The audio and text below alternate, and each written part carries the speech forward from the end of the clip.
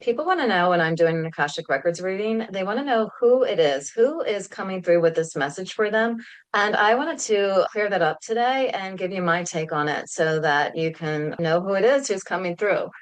But first, let's talk about what the difference is between a mediumship session and Akashic Records. When you go into a mediumship session, you are hoping to connect with a loved one in spirit that you knew in this lifetime, whether it's your mom or your grandmother or an uncle, best friend. The medium is going to bring through the validation of your loved one in spirit, whether it's, something as simple as their favorite foods or their relationship to you, all those things, so that you get the comfort that they are still around you. Okay. As an Akashic Records reading, on the other hand, is where I, as a reader, am going to connect you with your Akashic Records. And think of it as a huge, vast library where it doesn't have like history books and science books, it has books of people, and you have your huge book of life. Now, it's not really a tangible book that you can take, but imagine it to be a book that has all of your thoughts, experiences, actions, and everything in this book.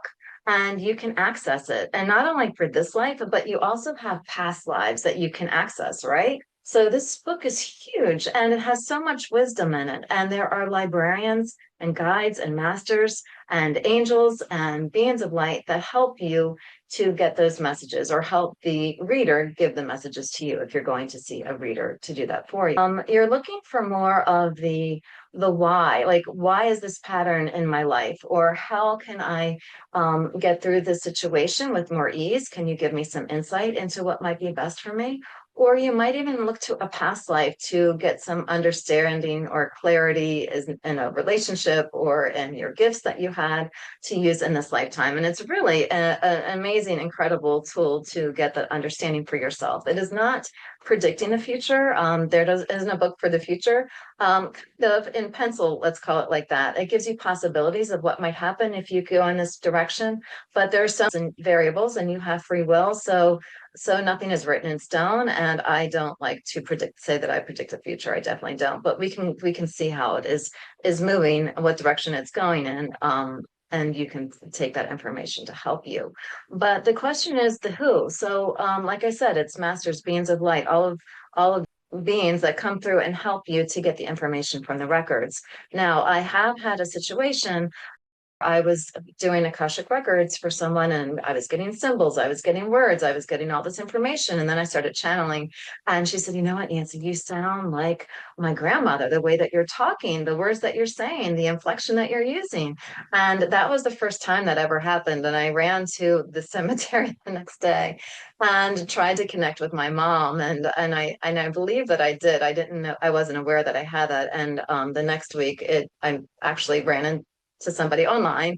And she said, "No, you can develop your mediumship skills." And she gave me some tips on who to contact and books to read up on that. And obviously I did do that because now I can do that. But as I was always channeling that information for this woman, her grandmother, it was really reassuring. It felt really comforting to her to get that information from the grandmother. And several times, many times, that has happened. A reading last week, somebody that this group of women knew who passed away in their friend group came through with messages. I had no idea that what I was saying was meaningful then to them until afterwards. They were like, "That was what we needed to hear," and we knew that was her because of what you said.